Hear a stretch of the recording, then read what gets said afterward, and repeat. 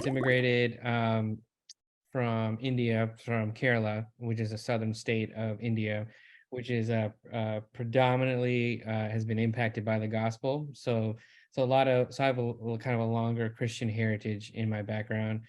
Parents immigrated here in like in the I want to say mid 70s.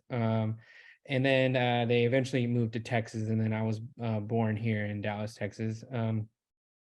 Most of my upbringing was kind of like compartmentalized. My church and kind of spiritual journey, we were in a predominantly kind of Indian community. They found other like-minded Christians that were Indian, and they were together. But my kind of like Monday through Friday was very, very white, because we were just kind of in the rural parts of the Dallas Fort Worth metroplex. And so I just kind of learned over time as a young child, and as I went into high school, how to navigate two worlds, and just kind of, and they rarely overlapped, and so they were just kind of these two different worlds that um shaped me in different ways. And I'm grateful for both spaces. Both spaces were good for me, and both spaces created hurt and trauma. So Mhm.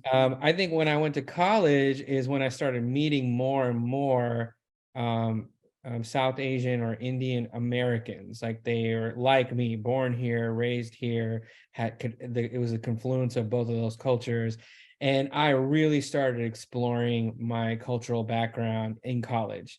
And my faith journey, it first took a nosedive, and then it came out of that and really flourished, especially through InterVarsity.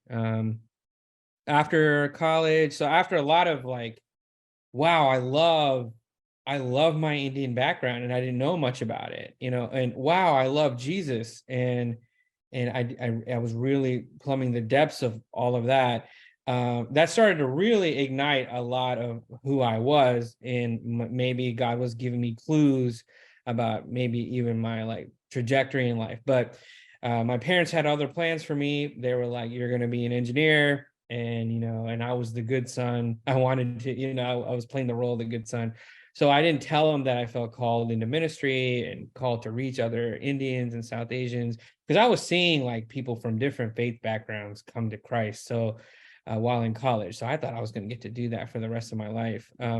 But I stayed on the path, became an engineer, worked for about 5, 6 years, also got married during that time to my wife. So navigated all of that, and then kind of had a watershed moment. And my parents, myself, my kind of community had a watershed moment, felt called into ministry.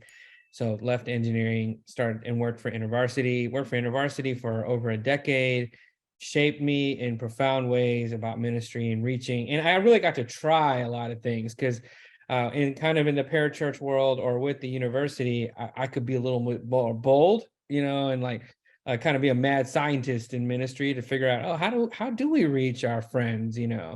And now being in the church world, pastoring now here in Dallas Fort Worth, the church I pastor is predominantly South Asian, and so we're able to reach pockets of the city that perhaps other churches can't reach.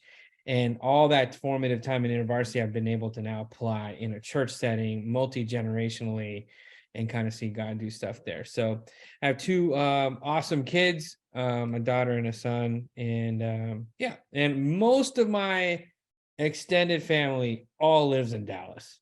So I hardly have anyone, I mean, maybe one uncle, I think, maybe in an aunt, but in India, and then maybe London, stuff like that. But pretty much everybody lives here in Dallas. So